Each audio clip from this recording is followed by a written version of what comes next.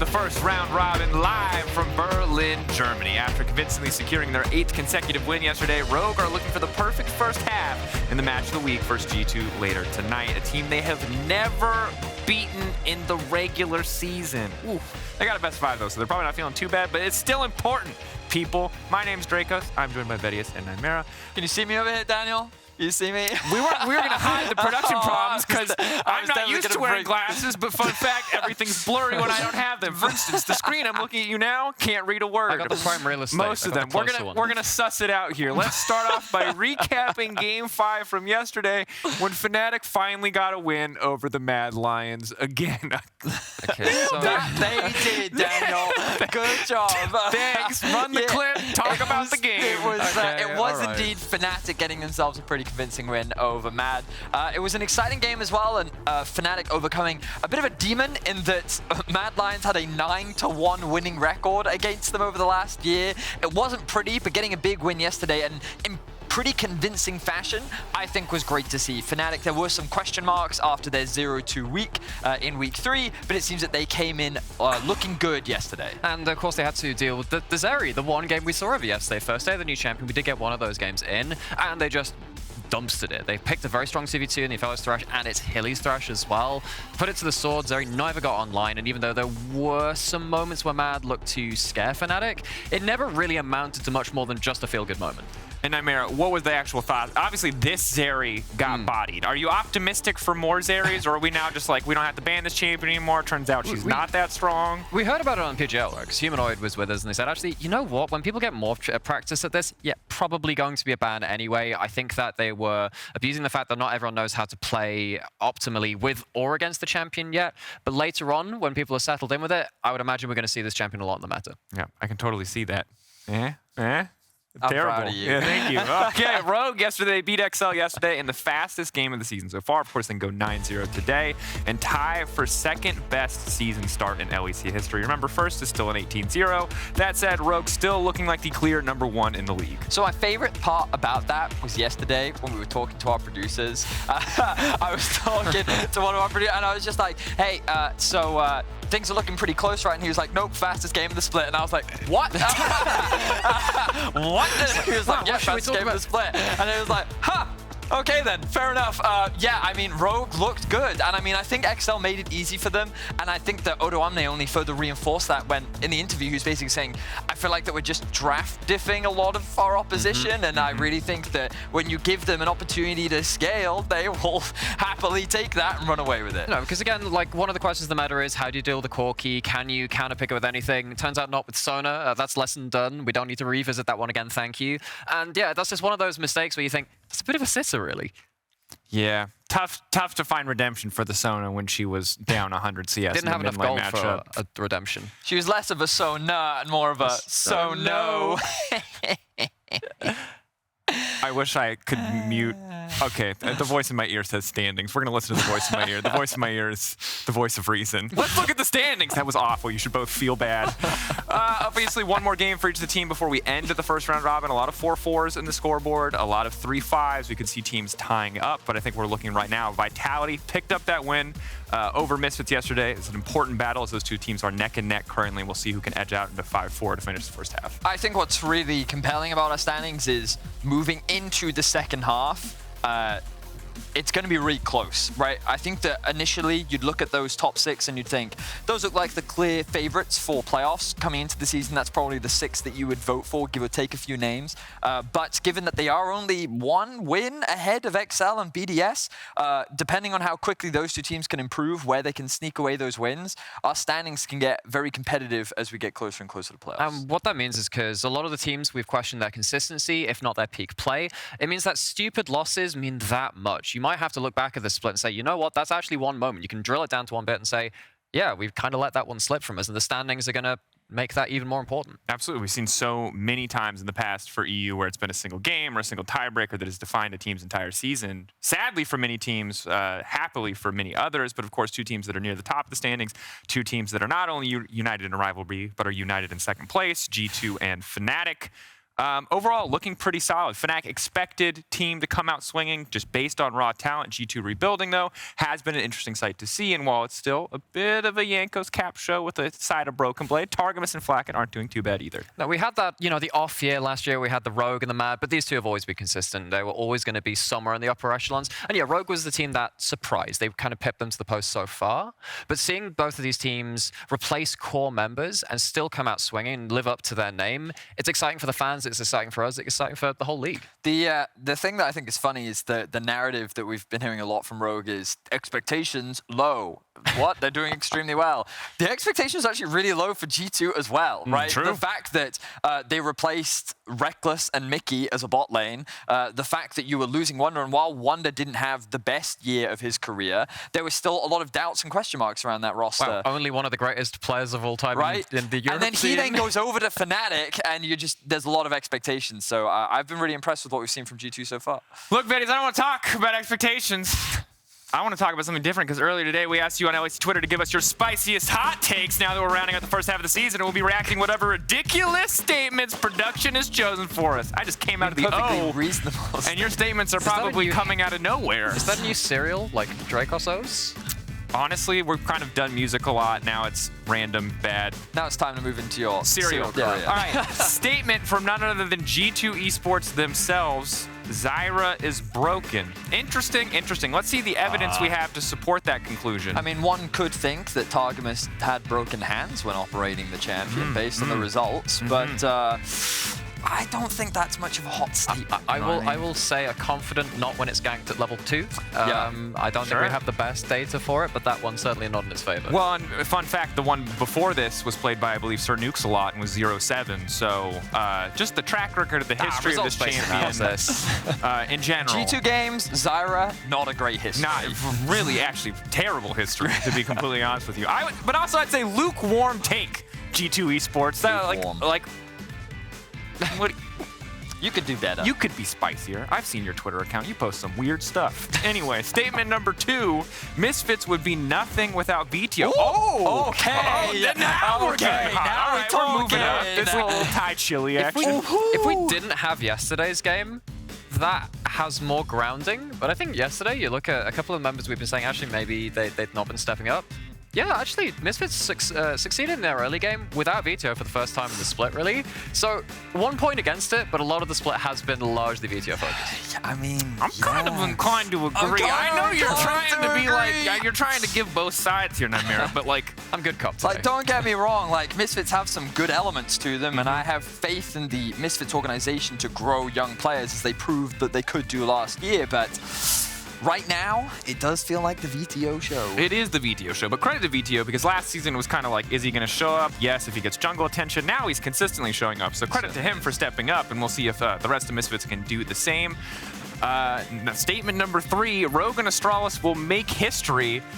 Never did a team go 0-18 in LEC history. The worst was 2-16. So I guess the assessment here is that Rogue are going 18-0 and Astralis are going 0-18.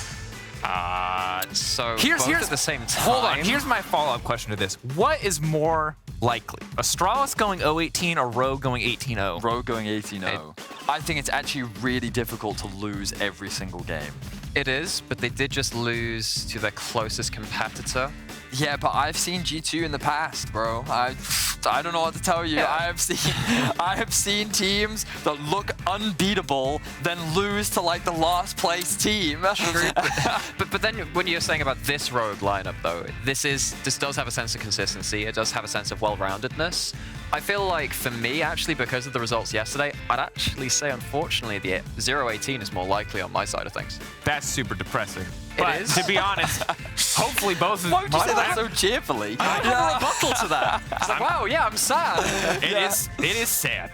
But you know what's happy? Good performers, good performances. So from ambitious overreactions to serious gameplay, we've been looking at some of the best performing players during the first weeks of the season to crown the unofficial mid-season MVP. Let us know who you think deserves this the most by tweeting at LEC on Twitter using the hashtag ping the lobby. You see it below me. Oh, that's old school, I feel. Spell it right so you can see it. Now, you're going to see our 5 candidates behind us. This does not stop you from spamming FLICKR and saying L plus ratio, but I'd appreciate it if you'd stop. Not every tweet needs it. So let's take a look at the 5 players. We do have Elyoya, Malrang, Hylissang, Jankos, Selfmade. Where do you guys want to go first? Well, I think it's important that we just highlight, of course, these are just a couple of options and potential candidates that we think could be worthy of being that mid-split MVP. But what I think we have to start off is the only non-jungler there, Hylissang. The dude has had a really incredible split. The truth is that when you look back at previous splits, he's been a little inconsistent, but he usually steps up when he really needs to, right? He's a very reliable player in that you can count on him to play his best when the stakes are very high.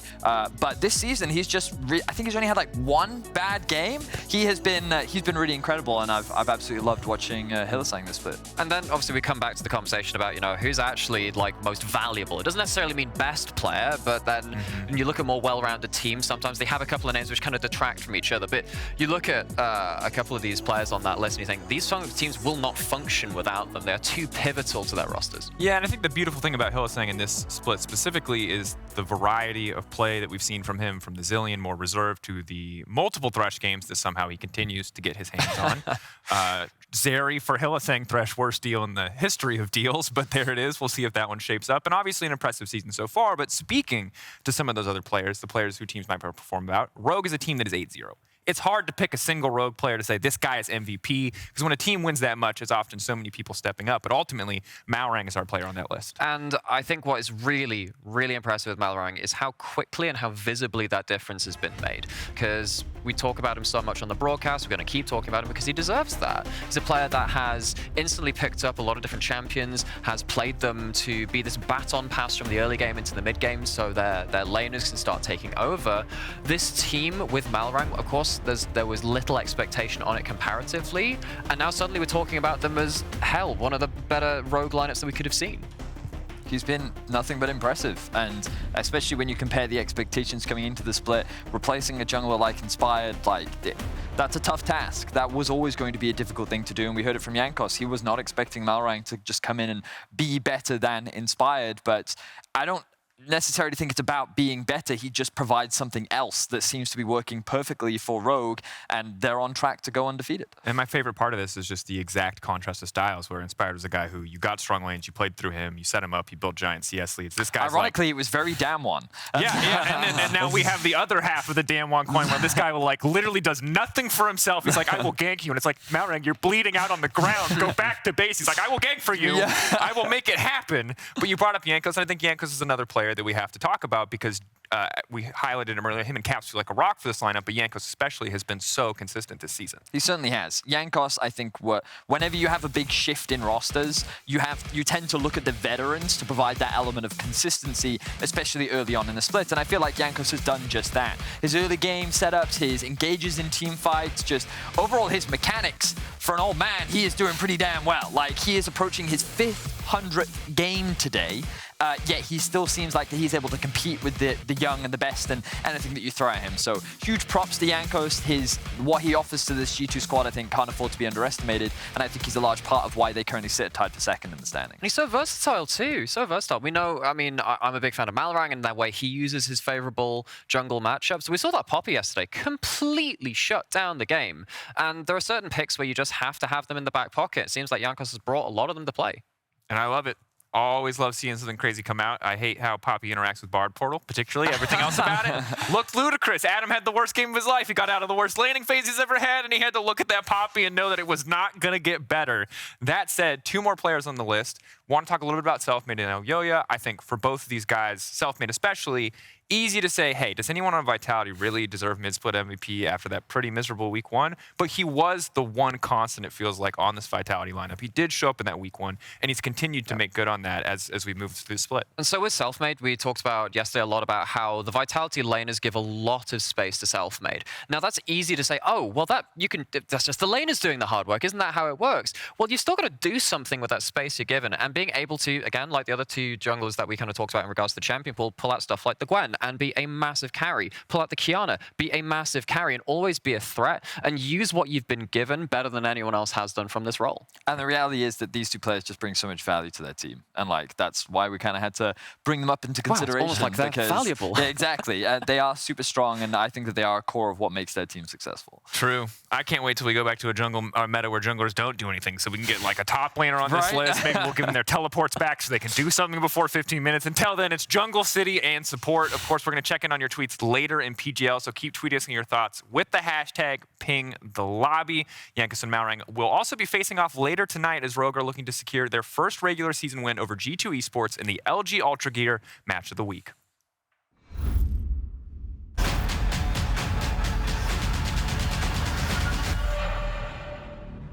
They lost the finals in spring, they came third in summer, and lost their 2 key superstar players, and no one gave them a chance.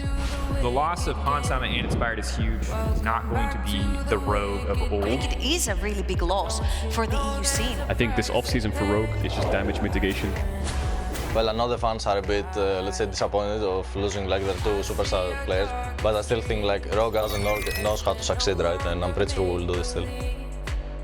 So this year it feels like talent-wise we're at a comparable level. Time will tell how good we can become. But just the fact that we can improve so much easier is definitely the big benefit for this roster. I honestly believe that we should have won at least one LEC last year. And now I want to make it work. I want to actually win LEC. Got no time to escape in this one. The curtain call come. The sniper the team needed. It goes down, Call of the Portugal used as well, and there's a blast going for Comp. Hook onto the Riptail and will pull LeBron into the waiting arms of Comp. Selfmade tries to trade it back. Who are you going to go for, Malrang? Still don't know. They don't know, Medic. Unforgiven! Welcome to the party! Unforgiven gets dunked by Larson. Malrang going to get chased down here, tries to turn it onto Dayor, and Malrang actually just kills off Zanzara. This guy is just way too good, I think, for you junglers. And after being next to Kenyon for like a year and watching him play, I'm pretty sure he should gap on many people. I feel like my drive doesn't only come from not making it to Worlds, but also from us just not being what we used to be. You know, when we were winning in G2, that was the best time of my life, and I really want to bring it back. Standing in the way of what could be an undefeated season is the final test for Rogue. They have never beaten G2 Esports in a regular season game. And in fact, by pushing through the mid lane, they get the TP immediately into the root, into the stun, into the death! As the Broken Blade, the Darkin Blade slides in. Razzle and Humanoid forced up to the top side. FLICKR gets the Chrono Shift. He doesn't need the life, but he does need the assist from Targamas. As much as Upset can get a single shut down. If it's forcing a fight, it's a good call, but G2, are they too far ahead? Now Alti coming across, VTO buying a bit more time, but he's going to get burned down before the fight kicks it off, and now Broken Blade comes into the backline. Misfits had a man advantage for a brief moment, but it will not matter. Our draft against Rogue will have to be quite creative to win, but at the same time, I'm very confident that if we play scaling, we can actually win, and if we play early game, we can actually win. So, yeah, we will see. It's going to be a banger. I think they will still have the similar style, the style of playing control, playing with pressure. That's just Rogue style, so we'll see what will happen. Will Rogue finally be able to overcome G2 in the regular season, or will G2 put a stop to Rogue's rampage? I love it. I love history in the best of one. You heard it from Jankos, guaranteed to be a banger. But before we get to the matchup itself, obviously coming in later in the day, Nymera, are we overdosing on narrative when we say G2 could win based on the history? It's a 12-0 history. Don't undercut the history, but also Rogue 8-0. Thoughts? So I love plot armor. It's great. That's wonderful. But there is a first time for everything. And I feel like today with this unique chemistry we've got with this Rogue lineup, yes, we've talked about them a lot, and we just keep talking about them because I feel like this jungle support synergy from Rogue eclipses everything else in EU right now. Now, there is every chance G2 come out swinging and really try and hit it home. But for me, it's an uphill battle.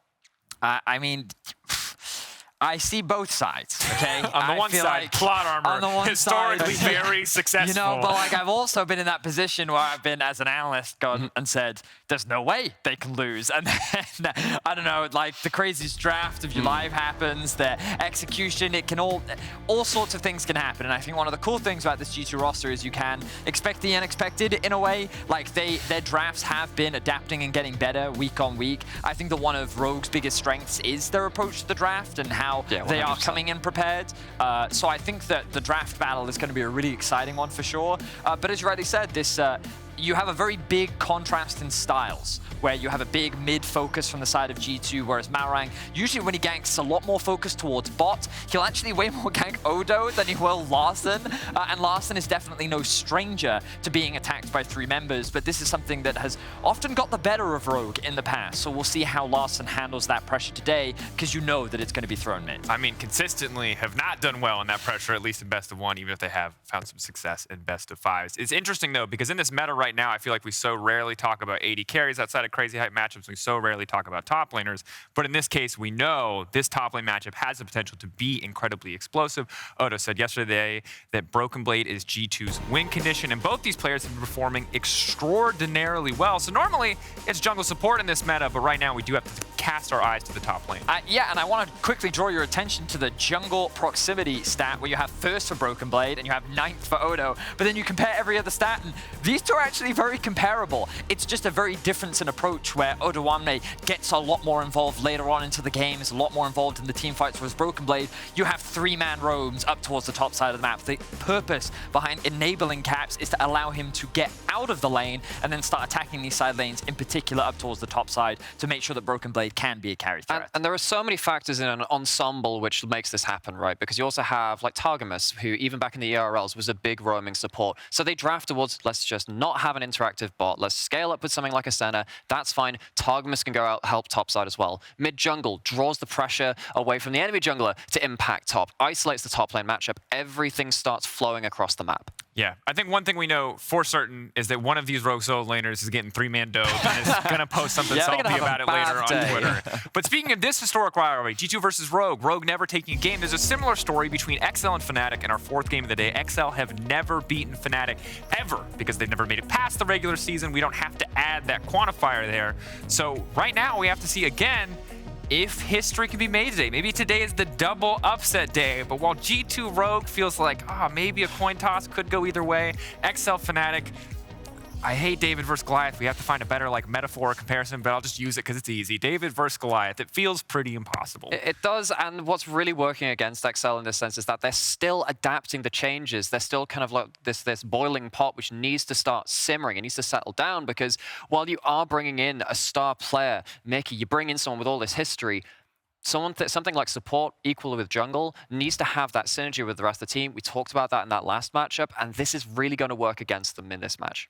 Certainly is. Of course, for now, we have to focus in on our first game of the day because SK is coming off of an important win over Astralis yesterday, and today they're facing Misfits Gaming, a team that they would want to beat to be in the fight for playoffs. Coolin is joined by their head coach Swiffer to talk about SK's season so far. Thank you very much, Dracos, and thank you, Swiffer, for joining me ahead of your game against Misfits. Once again, I can say congratulations for that very important win yesterday against Astralis. Now, I do want to ask you how the morale and the atmosphere is after that very important win yesterday. Well, I'm not going to lie. My heart was basically in my throat for the first 15 minutes of the game, as I'm sure you know if you watch the game as well. But after, I was like immensely proud of how well we came together after what could have been or what was a pretty disastrous early game. And I think the tenacity that we showed in like the mid to later parts of the game, I thought was really, really good, and morale definitely on the rebound. Yeah, it's interesting you start talking about that early game, because you were on Ready Check 2 weeks earlier and you talked about market-oriented playstyle, and you certainly talked about early game, how some teams were going to struggle with it. Well, you said it yourself. If you watched the game yesterday, we saw an example of how an early game could work out. So I kind of want to ask you how you guys have been working around these key factors.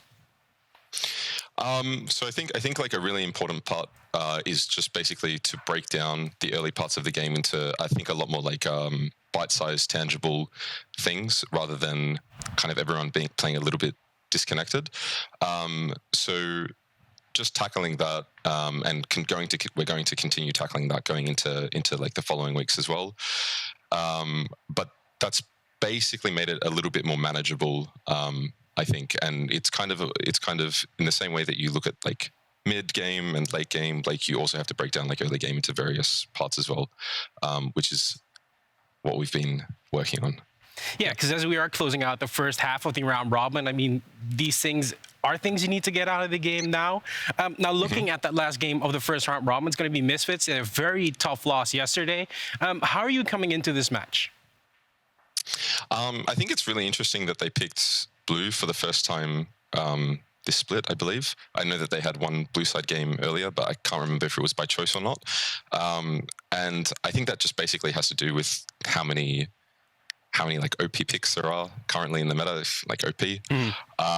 And it's really, it's interesting to see how their priorities are going to shift, because they're not going to be able to secure like double counter picks in their solo lanes and everything on Blue, I think, unless they're doing something completely whack. But I think that's going to be really interesting. And I think, we're on red, so I think, if I think like we have a decent strategy going in. So I am pretty confident that regardless of what they decide to throw at us or how they decide to mix it up, we should be in for a banger.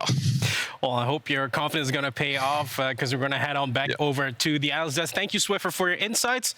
Back to you, Dracos. Thank you very much, Colleen and Swiffer. Always good to hear from the coach and his perspective on the situation. There were a lot of deep breaths between, yeah, we're ready. Yeah, it's going to be a banger. Maybe they were happy But he deep said breaths. it with such a wonderful voice. You know, you can't help but be convinced. Swiffer, let me tell you, bro, casting team. Yeah. I can't poach like that. That's too bad. Sorry. We never poach. We're hiring strategy. Sorry. But move along. SK, of course, did beat Astralis. That was our first win after 5 straight losses. And you heard it in the interview. Pretty tough early game. The bot dive really epitomizing that. And we get to see it now, but it did turn around in the end. And what I find really interesting about this in the context of the match they have now is that often we have Misfits drafting for scaling. SK did the same. They just had to survive until a big enough shockwave hit. That's what they were waiting for the whole game. Of course, the story of the game led that way. It certainly did. SK were basically waiting for that single play to turn the game around. And props to Gilius, I think he did have some highlight moments. I know that he's been a big point of criticism for this SK squad for the first few weeks, but I think his Lee Sin really did come and drew a lot of focus in this play specifically, which really set up for the highlight shockwave from Certus. And the problem is, I will say for SK, is like they can't rely on play like this. I think that drafting for scaling and looking for team fights is great, but things like team fight setup and actually playing better around objectives is ideally what you want to see, and not finding yourself at a deficit in the early game. You just can't capitulate. It's within reason you have to survive. Absolutely. Of course, they really need to keep that momentum going if they want to continue to find success here, because ultimately, that was the easiest opponent they expect to face, but you have to hope that a win like that puts them in good spirits and maybe helps them prepare for an opponent like Misfits, because Misfits are looking like a playoffs contender at this point in the season, certainly stronger overall, and while their early game also hasn't been fantastic, we did see some lights of hope yesterday. Sure, and I really want to cast my gaze over to Mercer, who has had some rough early games, but credit to them, yesterday they're high rolled. Now, it's not quite the Nat 20 yet, we're waiting for that one, but we're looking at this 2v2, and landing the hooks, landing the autos in a very volatile lane if the summoners are gone was so important to set them up for success. Obviously didn't tide them through to a victory, but it's a good start. It certainly is, and I think that Misfits as a whole, their early game is not the most reliable, but I think that against weaker teams, they've always shown a very solid early game. Like, they've very rarely been shut down or punished, and again, I think it comes back to that element of being a playoff contender. This team, while they do show elements of consistency, they have very solid and reliable players across the board. They're still a very good team fighting team, and I think that as long as they keep with their approach of sit back and scale, I think against a team like SK, you should definitely put Misfits as the favorites coming in. Potentially. I'm wondering if we just get both teams on the sit back and scale plan and we wait till 30 minutes till they kill each other in an absolute bloodbath. That's what I'm hoping for, more action in the early game, but the meta has shown us that a lot of times you just wait and then you fight and then the game is over. But that's enough about that. Mercer is one of the 8 rookies joining this season, and we got to talk to him about making it to the LEC and his expectations. Hello everyone, I'm Mersa, I'm from Greece and I'm 19 years old, support for Misfits. I started playing League back in Season 3. I started playing competitively in Greece in 2020 and then I had graduated from high school. I won the Greek League and then after that I had a good run on EU Masters. I faced K-Corp on top 8, had a good individual performance. We also almost beat them. That drew a lot of attention and I got picked up by Gamers Origin in the LFL. I look up to Keria, who is the T1 support, and he's playing a lot of champs. He has big champ pool. So yeah, you can see me on Engage champs, you can see me on Enchanters and even crazier champs. I don't really feel nervous. Maybe it's because of my personality. I'm pretty confident and yeah, I'm pretty excited to play and make my debut.